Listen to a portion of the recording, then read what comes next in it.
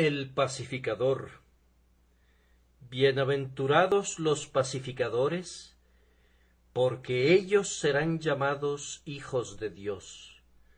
Mateo 5:9.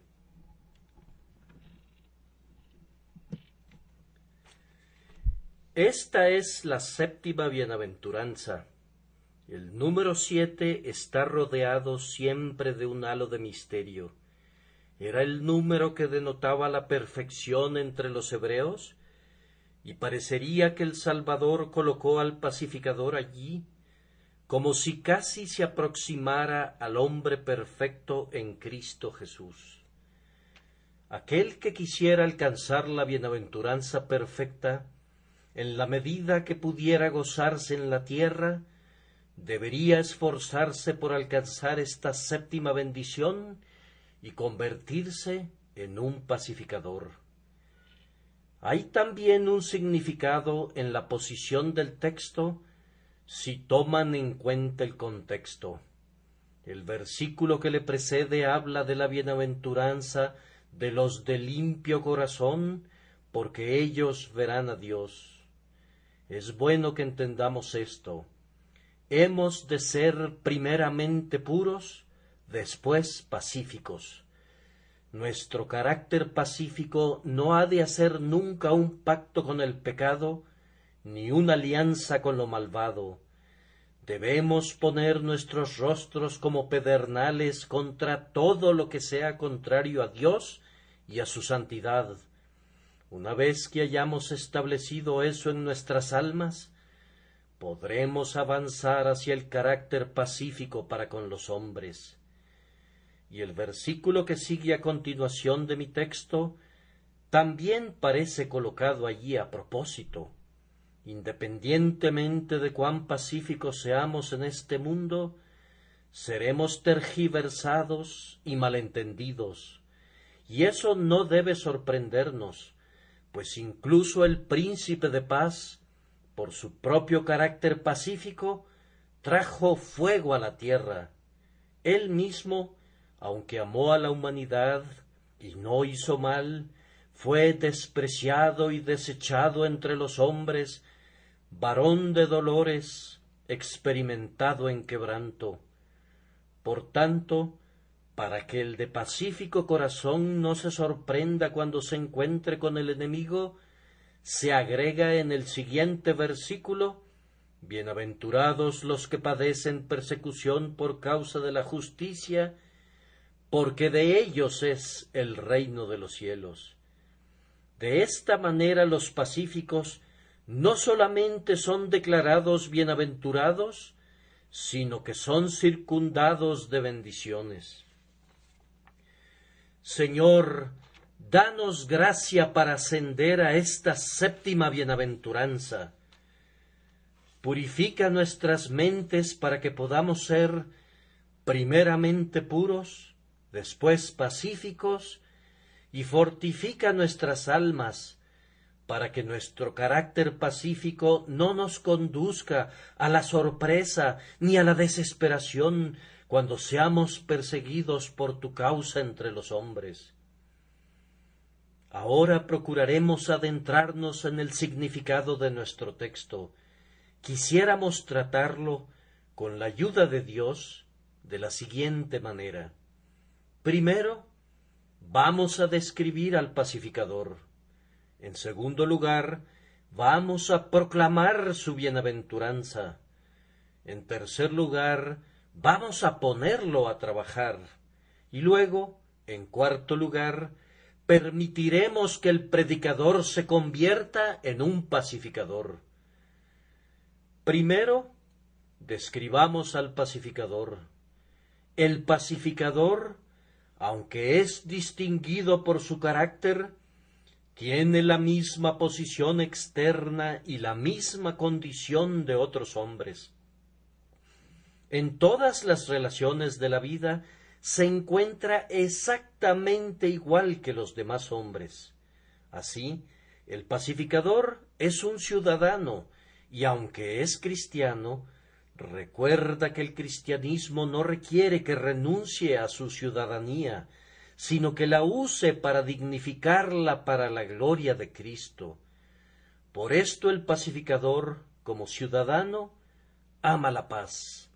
Si vive en esta nación, sabe que vive entre personas que son muy sensibles a su honor, y que son fácil y rápidamente susceptibles de provocación, que son un pueblo que es tan pugilístico en su carácter que la simple mención de guerra hace hervir su sangre y hace que se sientan inclinados a participar en una contienda de inmediato y con toda su fuerza.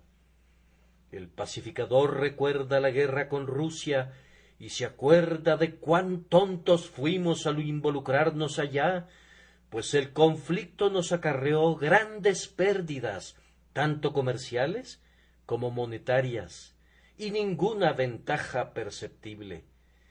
Sabe que esta nación ha sido arrastrada a la guerra a menudo por objetivos políticos, y que usualmente la presión y la carga recaen sobre el pobre individuo trabajador, sobre aquellos que tienen que ganar sus ingresos con el sudor de su frente.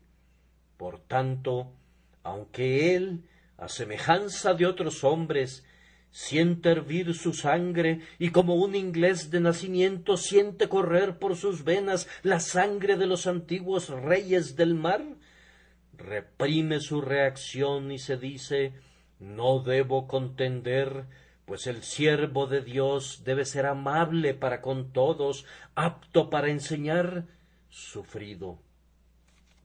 Así que da su espalda a la corriente, y cuando escucha por todos lados el ruido de la guerra y ve que muchos están ansiosos por combatir, hace lo más que pueda para propiciar una corriente de aire refrescante y pide: sean pacientes, quédense tranquilos.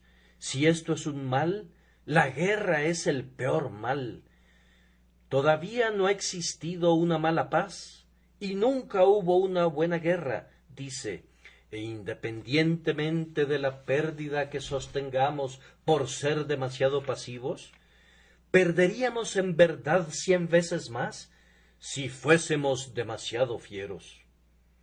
Y luego, en el caso involucrado, piensa cuán malo sería para las dos naciones cristianas que fuesen a la guerra, dos naciones que comparten la misma sangre, dos países que tienen realmente una relación más cercana que la de cualesquiera otros dos países sobre la faz de la tierra, que rivalizan en cuanto a sus instituciones liberales, dos naciones que coadyuvan en la propagación del Evangelio de Cristo, dos naciones que tienen en su seno más elegidos de Dios y más verdaderos seguidores de Cristo que las demás naciones bajo el cielo.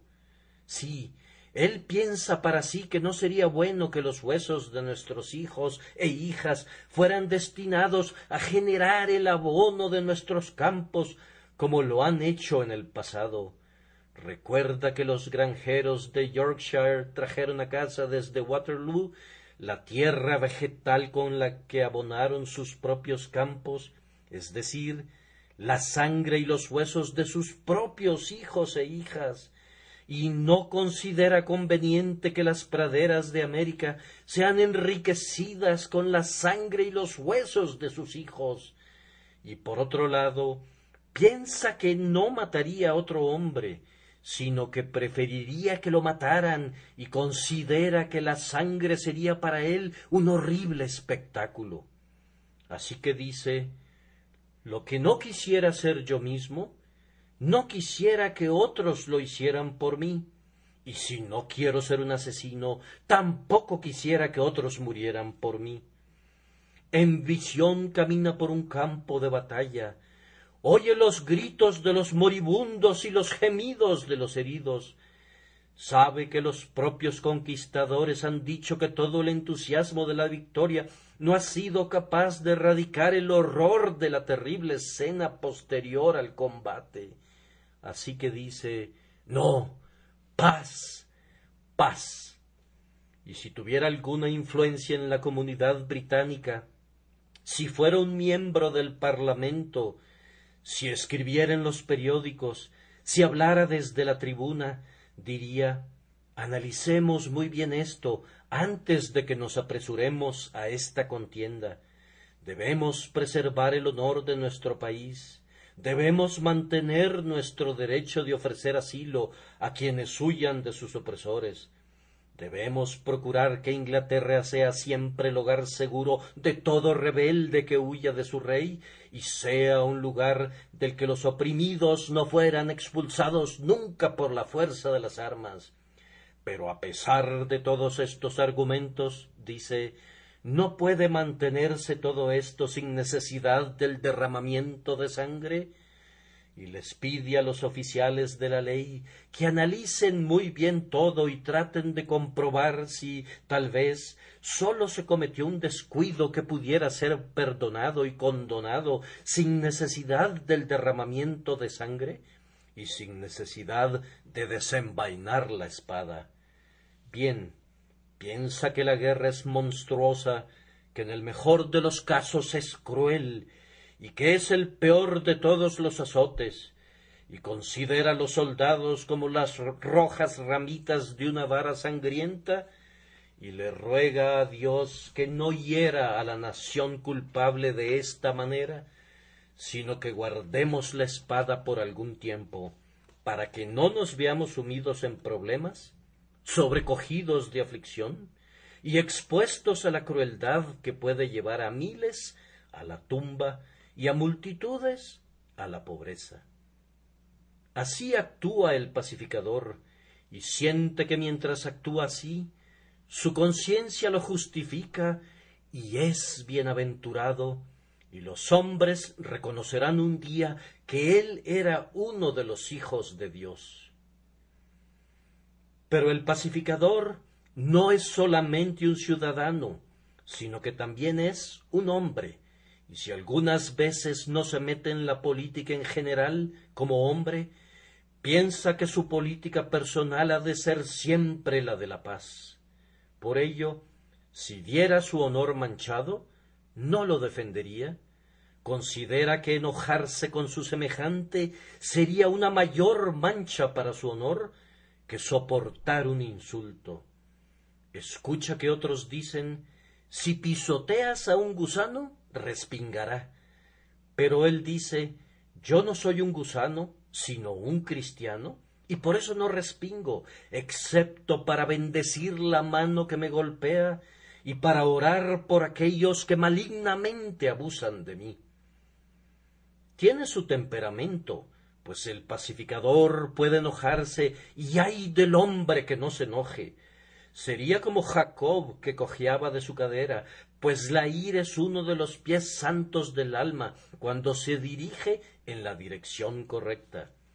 Pero aunque se enoje, ha aprendido el mandamiento: airaos, pero no pequéis, y no se ponga el sol sobre vuestro enojo.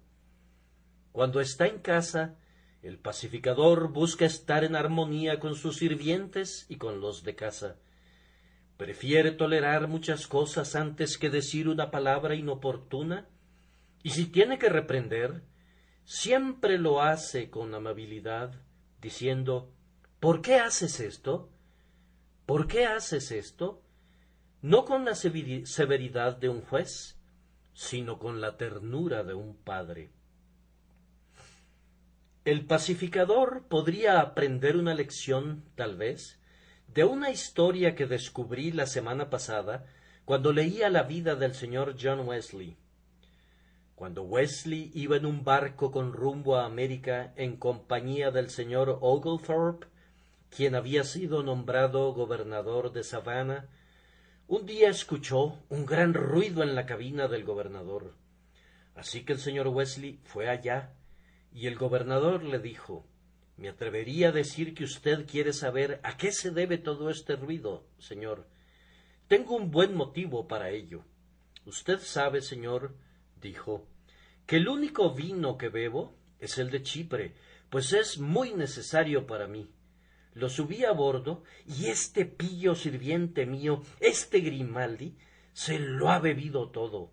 Haré que lo azoten en la cubierta del barco, y lo embarcaremos a la fuerza en el primer buque de guerra que nos encontremos.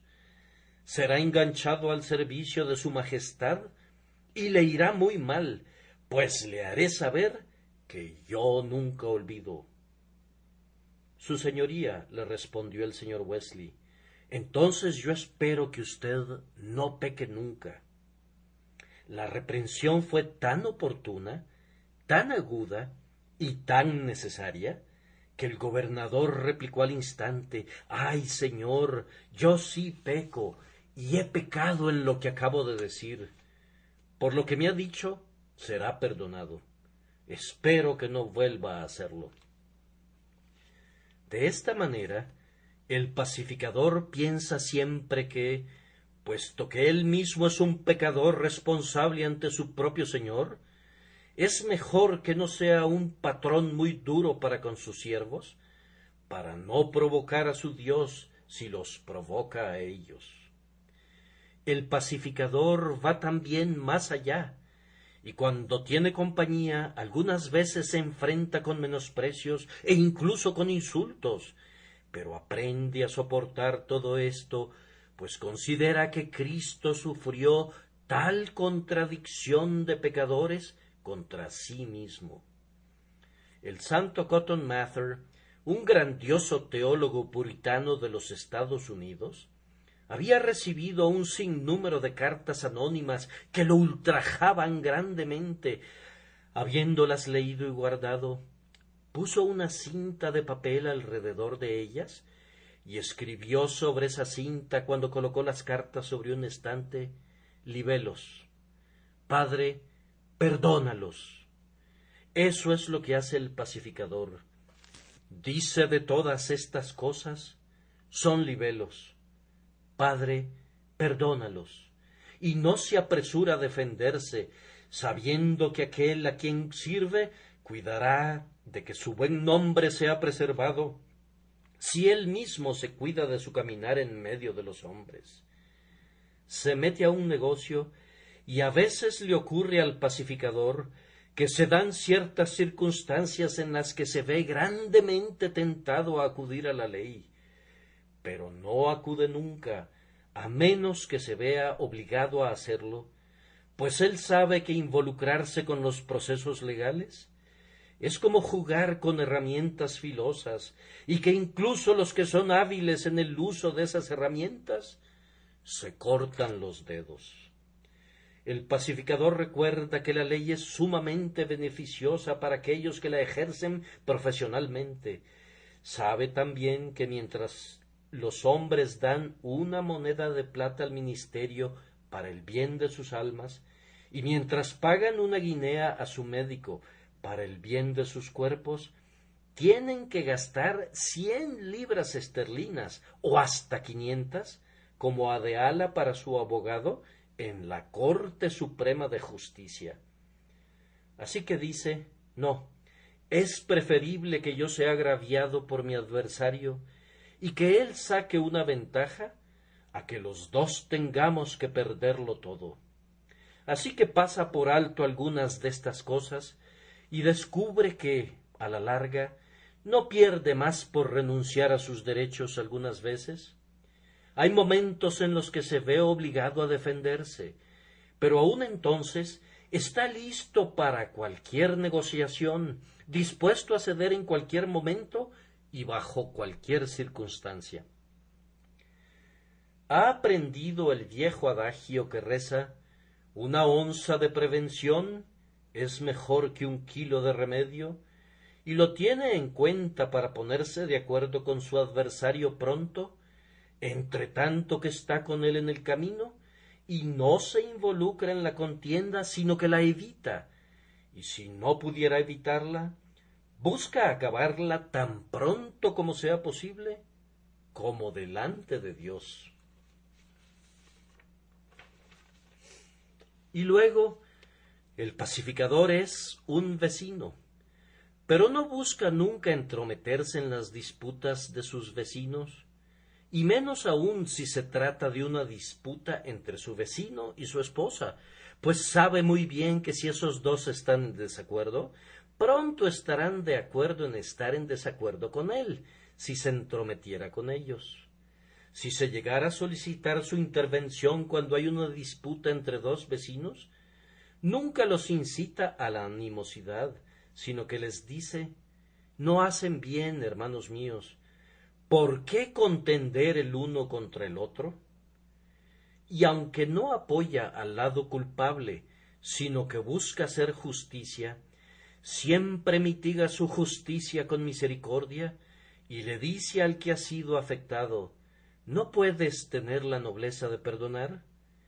Y a veces se coloca entre los dos cuando están muy enojados y recibe los golpes procedentes de ambos lados, pues sabe que eso hizo Jesús, que recibió los golpes de su Padre y los que le propinamos nosotros también, de tal forma que sufrió en lugar nuestro para que se diera la paz entre Dios y el hombre.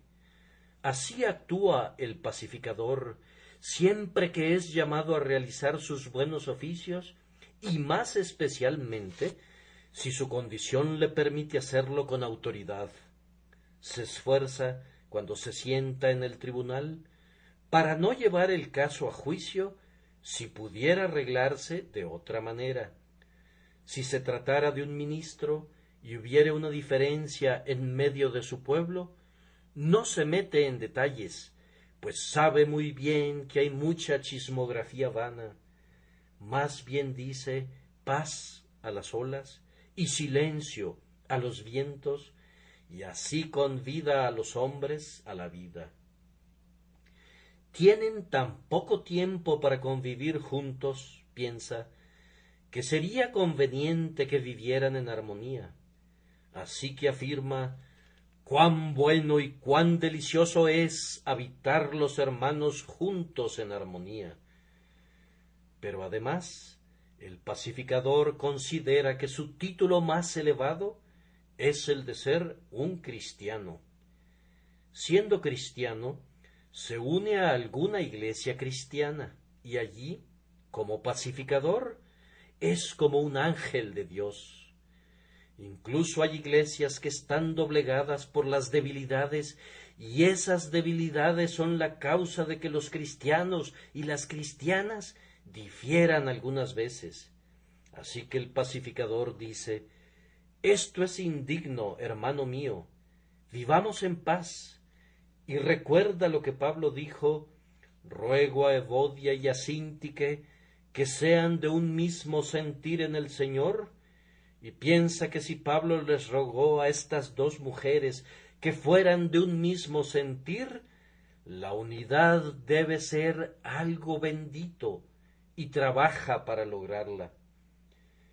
Y algunas veces el pacificador, cuando detecta que podrían brotar algunas diferencias entre su denominación y otras denominaciones, acude a la historia de Abraham y lee cómo los pastores de Abraham contendían con los pastores de Lot, y nota que en el mismo versículo dice: y el cananeo y el fereceo habitaban entonces en la tierra. Entonces considera que era una vergüenza que, allí donde había fereceos de quienes cuidarse, los seguidores del verdadero Dios tuvieran desacuerdos. Dice a los cristianos: no hagan esto, pues hacemos que el diablo se divierta. Deshonramos a Dios, dañamos nuestra propia causa, arruinamos las almas de los hombres. Y dice: envainen sus espadas, guarden la paz y no luchen entre ustedes. Quienes no son pacificadores, cuando son recibidos en la iglesia, altercarán por causa de la más pequeña insignificancia, diferirán acerca del más nimio punto, y hemos conocido iglesias rasgadas en pedazos y cismas perpetrados en los cuerpos cristianos por causa de cosas tan insensatas que un hombre sabio no podría percibir la causa, por cosas tan ridículas que un hombre razonable las habría pasado por alto. El pacificador dice: seguid la paz con todos. especialmente ora para que el Espíritu de Dios, que es el Espíritu de paz, descanse sobre la Iglesia en todo momento, haciendo uno de todos los creyentes, para que siendo uno en Cristo, el mundo sepa que el Padre ha enviado a su Hijo al mundo, pues su misión fue anunciada con un cántico angélico: Gloria a Dios en las alturas y en la tierra paz, buena voluntad para con los hombres. Ahora, yo confío que en la descripción que he hecho del pacificador haya podido describir a algunos de ustedes, pero me temo que la mayoría tendría que decir: bien, en muchos aspectos me quedo corto. Sin embargo, yo todavía agregaría esto: si hubiese dos cristianos aquí presentes que tengan alguna diferencia entre ellos, yo quisiera ser un pacificador y les pediría que fuesen también pacificadores. Dos espartanos habían altercado entre ellos, y el rey de Esparta, Aris, ordenó que ambos se reunieran con él en un templo. Cuando ambos llegaron allí, escuchó sus respectivas quejas y le dijo al sacerdote: cierra con llave las puertas del templo. Estos dos no podrán salir nunca hasta que lleguen a un acuerdo. Y allí, dentro del templo, dijo: es impropio diferir. Así que eliminaron de inmediato sus diferencias y se fueron. Si esto se hizo en el templo de un ídolo, con mayor razón debe hacerse en la casa de Dios. Y si el espartano pagano hizo esto, con mayor razón debe hacerlo el cristiano, el creyente en Cristo. En este preciso día, aléjense de toda amargura y de toda malicia, y díganse el uno al otro: si en algo me has ofendido, queda perdonado. Y si en algo te he ofendido, confieso mi error, que la disensión quede subsanada, y como hijos de Dios, guardemos la unión del uno para con el otro. Bienaventurados aquellos que puedan hacer esto, pues bienaventurados son los pacificadores. Habiendo descrito de esta manera al pacificador, seguiría adelante para declarar su bienaventuranza. Bienaventurados los pacificadores, porque ellos serán llamados hijos de Dios. Un triple reconocimiento está implicado. Primero, es bienaventurado. Esto es, Dios lo bendice, y yo sé que aquel a quien Dios bendice es bendito, y aquel a quien Dios maldice es maldito. Dios le bendice desde el más alto cielo. Dios le bendice a semejanza de Dios. Dios le bendice con las abundantes bendiciones que están atesoradas en Cristo. Y mientras Él es bendito de Dios, esa bendición es esparcida a través de su propia alma. Su conciencia da testimonio que, como a los ojos de Dios, por medio del Espíritu Santo, ha buscado honrar a Cristo entre los hombres. Más especialmente es bendito mayormente cuando es más asediado por las maldiciones, pues entonces reconoce la enseñanza: así persiguieron a los profetas que fueron antes de vosotros. Y aunque ha recibido el mandamiento de regocijarse en todo momento, tiene el mandamiento especial de estar sumamente alegre cuando es maltratado. Por tanto, si por hacer el bien es llamado a sufrir, lo acepta tranquilo y se goza de llevar de esta manera una parte de la cruz del Salvador. Cuando se retira a su cama, ningún sueño de enemistad turba su descanso. Se levanta y se va a su trabajo y no teme el rostro de ningún hombre, pues puede decir: solo tengo en mi corazón amistad hacia todos. y si es atacado por la calumnia o sus enemigos fraguan una mentira en su contra, puede decir a pesar de todo: el que forjó y el que lanzó el dardo, ambos cuentan en mi corazón con un interés de hermano. Amando a todos, es de esta manera pacífico en su propia alma, y es bienaventurado como uno que hereda la bendición del Altísimo. Y con cierta frecuencia sucede que es bendecido incluso por el malvado, pues aunque no le quisieran decir nada bueno, no pueden evitarlo. Venciendo el mal con el bien, ascuas amontonará sobre sus cabezas y derretirá la frialdad de su enemistad, hasta que ellos mismos lleguen a decir: es un buen hombre. Y cuando muera, aquellos a quienes ha reconciliado dirán sobre su tumba: sería muy bueno que el mundo viera a más personas semejantes a él. No habría ni la mitad de refriegas, ni la mitad del pecado que hay, si hubiera más personas semejantes a él. En segundo lugar, podrán observar que el texto no dice únicamente que es bienaventurado, sino que agrega que es uno de los hijos de Dios. Esto es por adopción y gracia, pero la pacificación es una dulce evidencia de la obra interna del Espíritu pacificador. Además, como un hijo de Dios, tiene una semejanza a su Padre que está en el cielo. Dios es pacífico, longánimo y tierno, lleno de misericordia, piedad y compasión. Así es este pacificador. Siendo a semejanza de Dios, lleva la imagen de su Padre. De esta manera da testimonio a los hombres de que es uno de los hijos de Dios.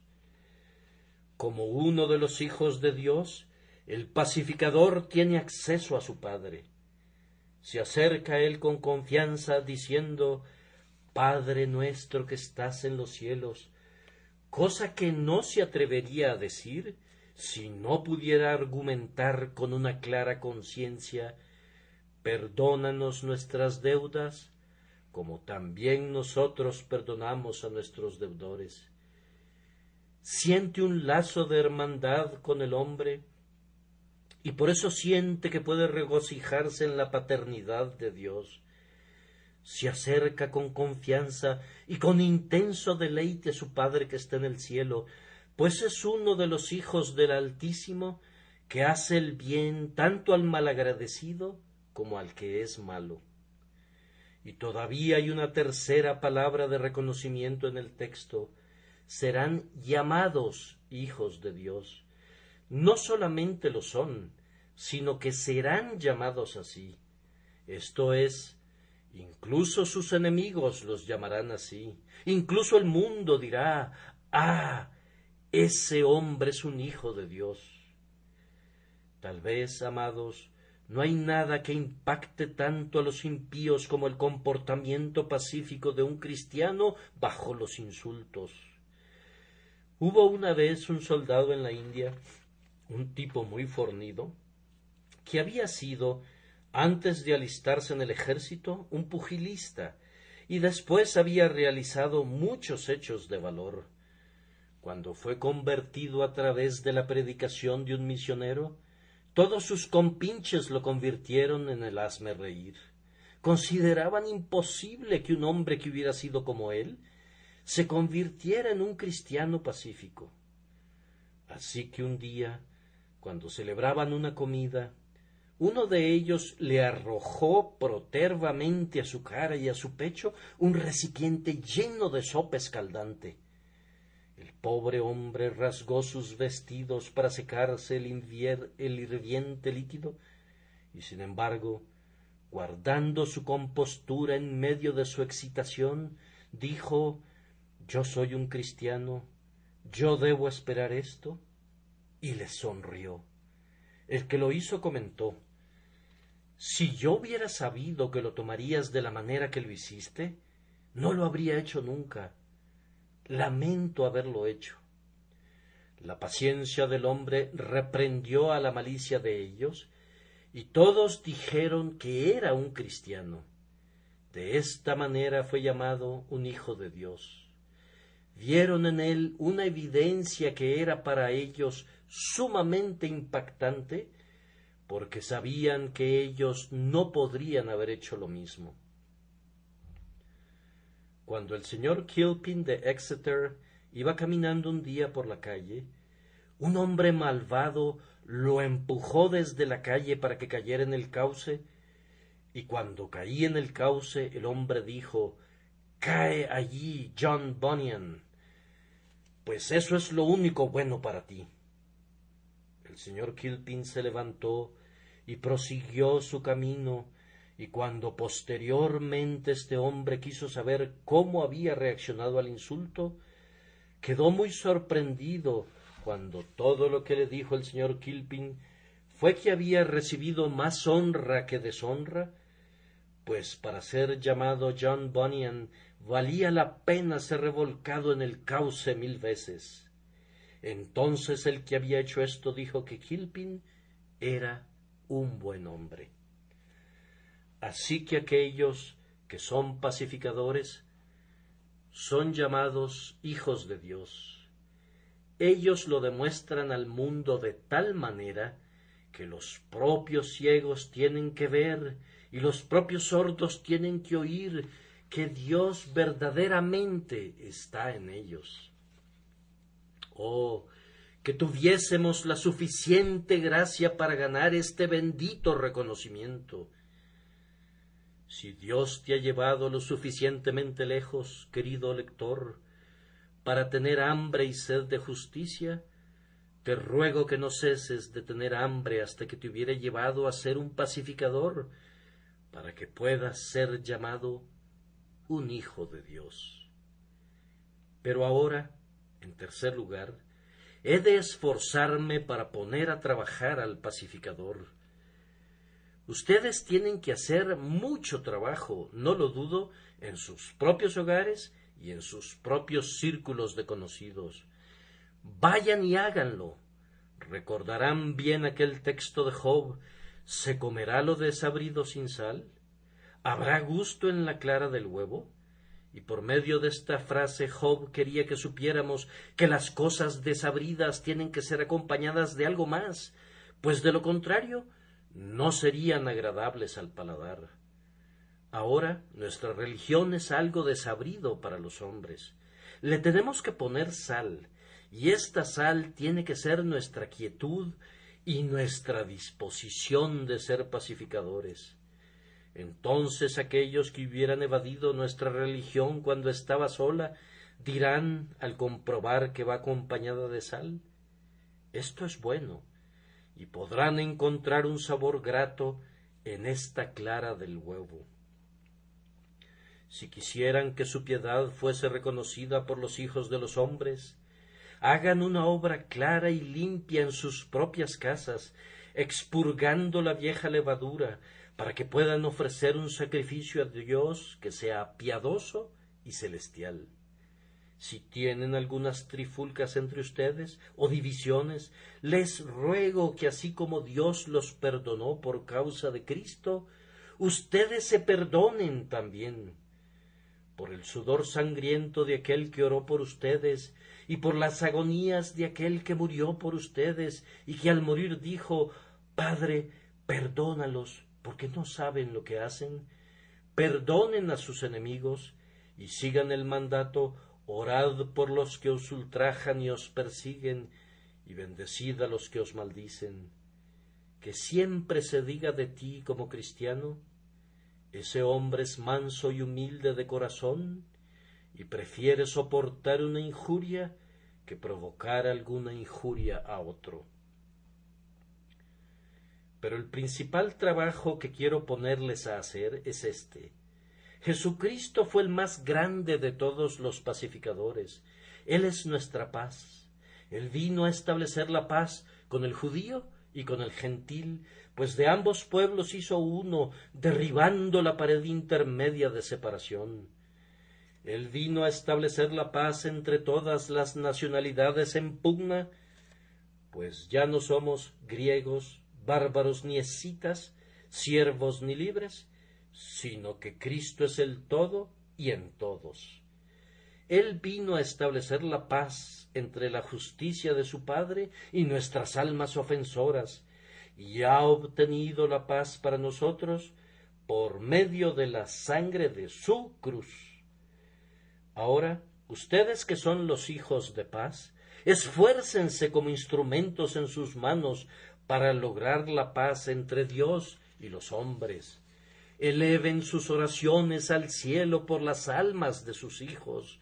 No permitan que cesen jamás las súplicas por las almas de todos sus conocidos y parientes. Oren por la salvación de todos sus semejantes que perecen. Así serán pacificadores. Y cuando hubieren orado, usen todos los medios a su alcance. Prediquen, si Dios les ha dado esa habilidad, prediquen la palabra de vida que reconcilia con el Espíritu Santo enviado del cielo. Enseñen, si no pueden predicar, enseñen la palabra, insten a tiempo y fuera de tiempo. Siembren junto a todas las aguas, pues el Evangelio habla mejor que la sangre de Abel, y clama la paz para los hijos de los hombres.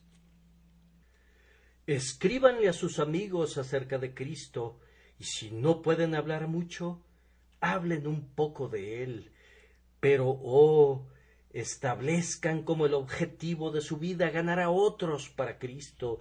No se queden satisfechos nunca con ir solos al cielo.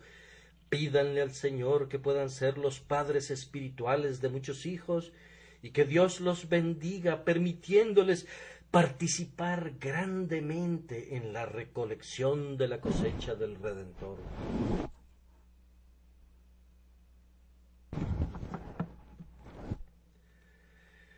Doy gracias a Dios porque hay muchos entre ustedes que están vivos al amor de las almas. Mi corazón se alegra cuando oigo acerca de las conversiones y cuando recibimos a los convertidos, pero me siento más alegre cuando muchos de ustedes, convertidos por mi propia instrumentalidad bajo Dios, son utilizados como los medios de conversión de otros.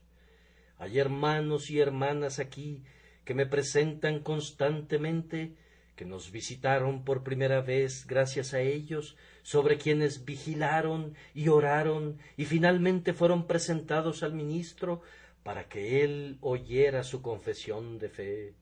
Esos pacificadores son bienaventurados. Han salvado de muerte un alma y han cubierto multitud de pecados.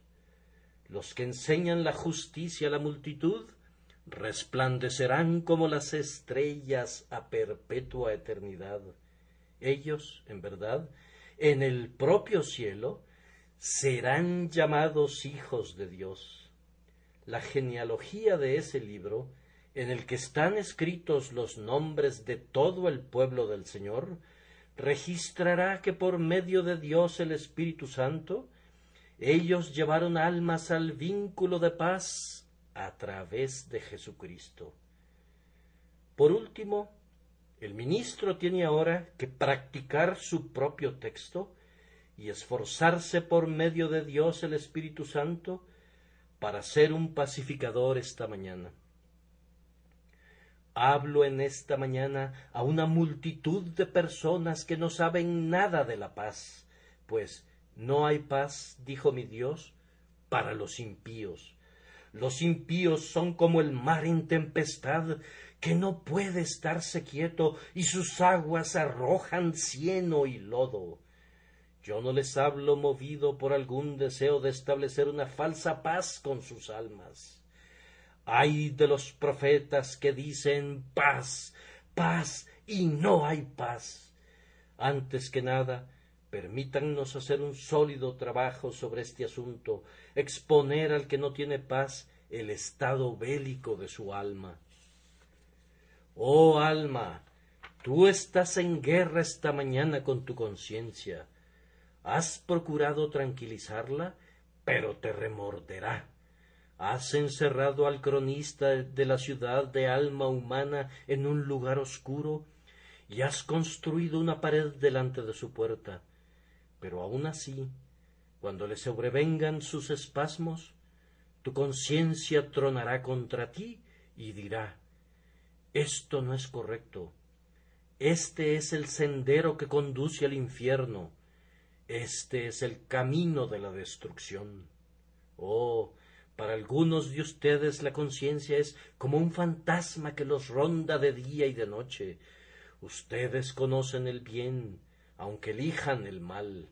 Se espinan sus dedos con las espinas de la conciencia cuando tratan de cortar la rosa del pecado. Para ustedes el camino que desciende no es fácil. Está vallado y cavado, y hay muchas barras y puertas y cadenas por el camino, pero ustedes pasan por encima de todo ello, resueltos a destruir sus propias almas. Oh, hay una guerra entre ustedes y su conciencia. La conciencia les dice: arrepiéntete, pero ustedes responden: no lo haré. La conciencia les dice: cierra tu tienda el domingo. La conciencia les dice: cambia este sistema de hacer negocios, eso es engañar. La conciencia dice: no se mientan el uno al otro, pues el juez está a la puerta. La conciencia dice: no tomes esa copa de licor, pues convierte al hombre en algo peor que una bestia. La conciencia dice: apártate de esa relación impúdica, acaba con ese mal, cierra tu puerta a la lujuria. Pero ustedes responden: beberé la dulzura aunque me condene, beberé mis copas e iré a los lugares que frecuento, aunque perezca en mis pecados. Hay guerra entre tú y tu conciencia. La conciencia es todavía el vicerregente de Dios en tu alma. Deja que la conciencia hable un momento o dos en esta mañana. No le tengas miedo, es tu buena amiga, y aunque hable rudamente, vendrá el día en que sabrás que hay más música en los propios rugidos de la conciencia que en todas las dulces notas de sirena que adopta la lascivia para engañarte para tu ruina. Deja que hable tu conciencia, pero, además, hay guerra entre tú y la ley de Dios. Los 10 mandamientos están en tu contra en esta mañana. El primero da un paso al frente y dice: que sea maldito, pues me niega, tiene otro Dios además de mí, su Dios es su vientre, y le rinde homenaje a su lujuria. Todos los 10 mandamientos, como 10 grandes piezas de artillería, están apuntándote el día de hoy, pues has quebrantado todos los estatutos de Dios y has vivido en el olvido diario de todos sus mandatos. Alma, descubrirás que es algo muy duro ir a la guerra contra la ley. Cuando la ley vino en paz, todo el monte Sinaí humeaba, e incluso Moisés llegó a decir: estoy espantado y temblando. ¿Qué harán cuando la ley venga en terror? Cuando la trompeta del arcángel te arranque de tu tumba, cuando los ojos de Dios miren llameantes a la culpa de tu alma, cuando los grandes libros sean abiertos y todo tu pecado y tu vergüenza sean publicados. ¿Podrías enfrentarte a una ley airada en aquel día? Cuando los oficiales de la ley den un paso al frente para entregarte a los atormentadores y te arrojen para siempre lejos de la paz y de la felicidad. Pecador, ¿qué vas a hacer? ¿Acaso puedes morar en los fuegos eternos? ¿Acaso puedes soportar las quemaduras sempiternas? Oh hombre, ponte de acuerdo con tu adversario pronto, entre tanto que estás con él en el camino. No sea que el adversario te entregue al juez, y el juez al alguacil, y seas echado en la cárcel. De cierto te digo que no saldrás de allí hasta que pagues el último cuadrante. Pero, pecador, ¿estás consciente de que estás en guerra contra Dios en este día? ¿Has olvidado y menospreciado a quien te hizo y ha sido tu mejor amigo? Él te ha alimentado y tú has usado tu fuerza en contra suya. Él te ha vestido, los vestidos con los que cubres tu espalda hoy son la librea de su bondad, y sin embargo, en lugar de ser el siervo de aquel cuya librea vistes, eres el esclavo de su mayor enemigo. El simple aire que fluye por tus fosas nasales es un préstamo de su caridad, y sin embargo, tú usas ese aliento para maldecirle, o lo usas en la lascivia o en la conversación indecorosa para deshonrar sus leyes.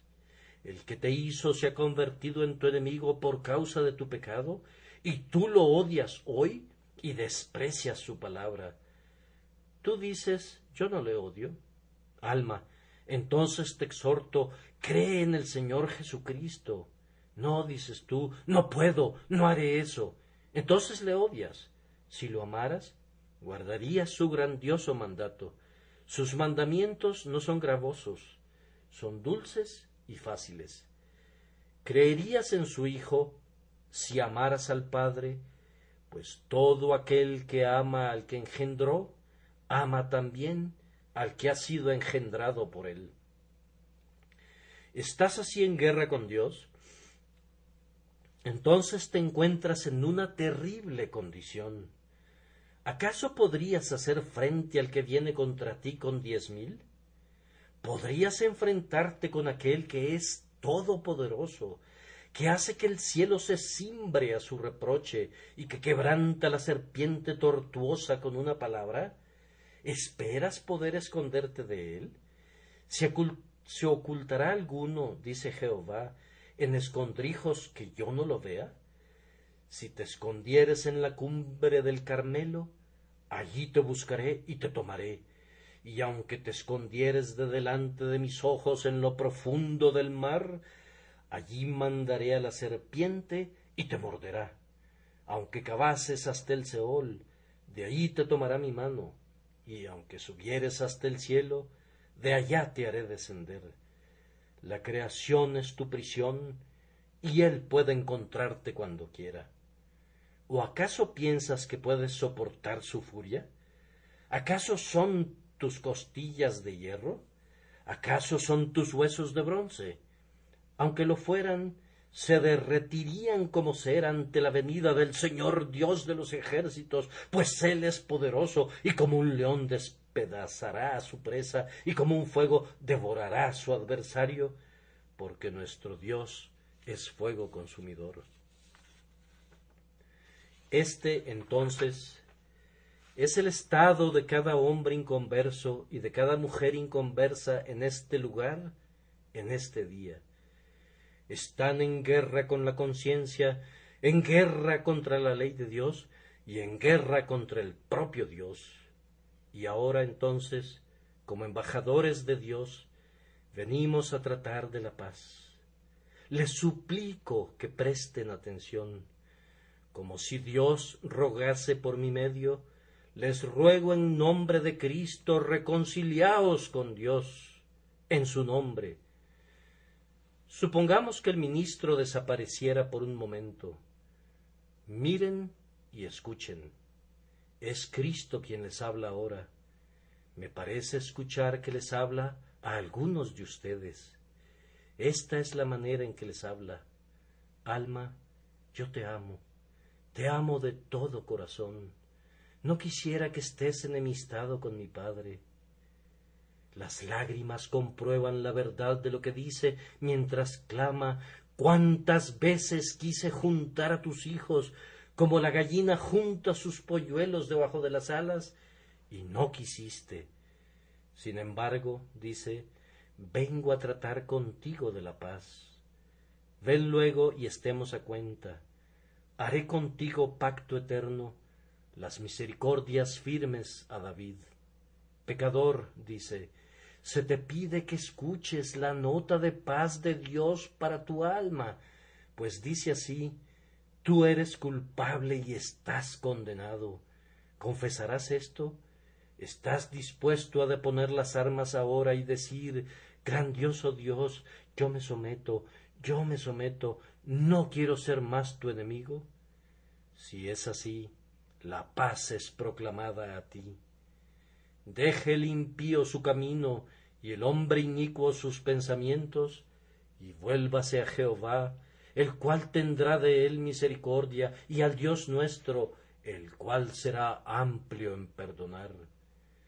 El perdón es presentado gratuitamente a cada alma que se arrepienta sinceramente de su pecado, pero ese perdón debe venir a ti a través de la fe.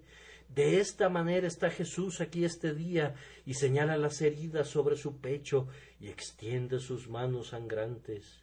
Él dice: pecador, confía en mí y vive. Dios ya no te proclama más su fiera ley, sino su dulce, su sencillo evangelio. Cree y vive. El que en él cree no es condenado, pero el que no cree ya ha sido condenado, porque no ha creído en el nombre del unigénito Hijo de Dios. Como Moisés levantó la serpiente en el desierto, así es necesario que el Hijo del Hombre sea levantado, para que todo aquel que en él cree no se pierda, mas tenga vida eterna.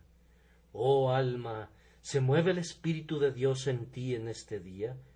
Dices: Señor, quiero estar en paz contigo. ¿Estás dispuesto a aceptar a Cristo bajo sus propios términos, aunque no son términos para nada? Establecen simplemente que no haya términos en el asunto, sino que te entregues cuerpo, alma y espíritu para ser salvado por Él. Ahora, si mi Señor estuviese aquí visiblemente, pienso que le suplicaría de tal manera que muchos de ustedes dirían: Señor, yo creo, quiero estar en paz contigo. Pero ni siquiera el propio Cristo convirtió a ningún alma parte del Espíritu Santo, e incluso él como predicador no ganó a muchos para él, pues eran de un corazón empedernido. Si el Espíritu Santo estuviese aquí, podría bendecirlos abundantemente mientras yo suplico en el nombre de Cristo como si él mismo les suplicara. Alma, ¿quieres recibir a Cristo o no? Jóvenes, jovencitas, puede ser que no vuelvan a escuchar esta palabra predicada en sus oídos otra vez. ¿Morirán enemistados con Dios? Ustedes que están sentados aquí, siendo todavía inconversos, su última hora podría llegar antes de que salga el sol de otro domingo.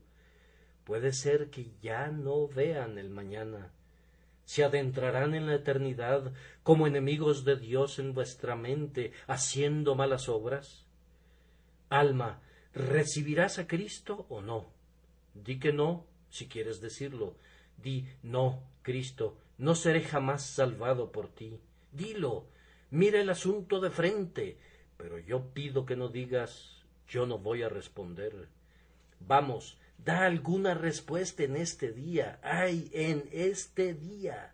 Demos gracias a Dios porque puedes dar una respuesta. Demos gracias a Dios porque no estás en el infierno. Demos gracias a Dios porque tu sentencia no ha sido pronunciada, porque no has recibido lo que mereces. Que Dios te ayude a dar la respuesta correcta. ¿Recibirás a Cristo o no? No soy apto. No se trata de aptitud, solo es: ¿lo recibirás? Yo soy negro. Él vendrá a tu negro corazón y lo limpiará. Oh, pero yo tengo un corazón empedernido. Él vendrá a tu endurecido corazón y lo ablandará. ¿Lo recibirás? Tú puedes recibirlo si quisieras. Cuando Dios hace que un alma quiera, es una clara prueba que quiere darle a Cristo a esa alma. Y si tú quieres, Él también quiere. Si Él ha hecho que quieras, puedes recibirlo. Oh, dirá alguno, no puedo pensar que yo pueda recibir a Cristo. Alma, tú puedes recibirlo ahora. María, Él te llama. Juan, Él te llama. Pecador, quien quiera que seas en medio de esta gran muchedumbre, si hubiera en tu alma en este día una santa disposición hacia Cristo, ay, o si hubiese al menos un desfalleciente deseo hacia Él. Él te llama, Él te llama. Oh, no te demores, sino ven y confía en Él. Oh, si yo tuviera un evangelio como este para predicarlo a las almas condenadas del infierno, ¿qué efecto tendría sobre ellas? En verdad, si ellas pudieran oír el evangelio predicado a sus oídos, me parece que las lágrimas regarían sus pobres mejillas y dirían: grandioso Dios, si sólo pudiésemos escapar de tu ira, nos aferraríamos a Cristo. Pero he aquí el evangelio es predicado entre ustedes, es predicado cada día, pero si acostumbran a oírlo, me temo, como una vieja historia.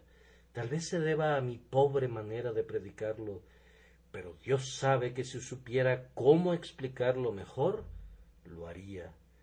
Oh Señor mío, envía un mejor embajador a estos hombres, si eso los atrajera. Envía un intercesor más sincero y un corazón más tierno, si eso los trajera a ti. Pero, oh, atráelos, atráelos. Nuestro corazón anhela ver que sean atraídos. Pecador, ¿recibirás a Cristo o no? Este día es el día del poder de Dios para algunas de sus almas, lo sé. El Espíritu Santo está tratando con algunos de ustedes. Señor, gánalos, conquístalos, domínalos. Tal vez digas: sí, feliz día, quiero ser conducido en triunfo, cautivo al grandioso amor de mi Señor. Alma, esto ha sido hecho, si tú crees. Confía en Cristo, y tus múltiples pecados son todos perdonados. Arrójate a los pies de su amada cruz y di: como gusano culpable, débil y desvalido, me arrojo en tus brazos. Sé tú mi fortaleza y mi justicia, mi Jesús y mi todo. Y si Él te rechazara, cuéntanoslo todo. Si Él te desairara, queremos enterarnos. Nunca hubo un caso así. Él siempre ha recibido a los que se acercan. Él es un Salvador generoso y sincero. Oh pecador, Dios te trae para que pongas tu confianza en Él de una vez por todas. Espíritus que moran en lo alto, afinen sus arpas nuevamente. Hay un pecador nacido a Dios en este día. Dirige tú la alabanza, oh Saulo de Tarso, y acompaña tú con la más dulce música, oh María, la pecadora. Que la música resuene hoy delante del trono, pues han nacido herederos de la gloria e hijos pródigos han regresado. A Dios sea la gloria eternamente y para siempre. Amén.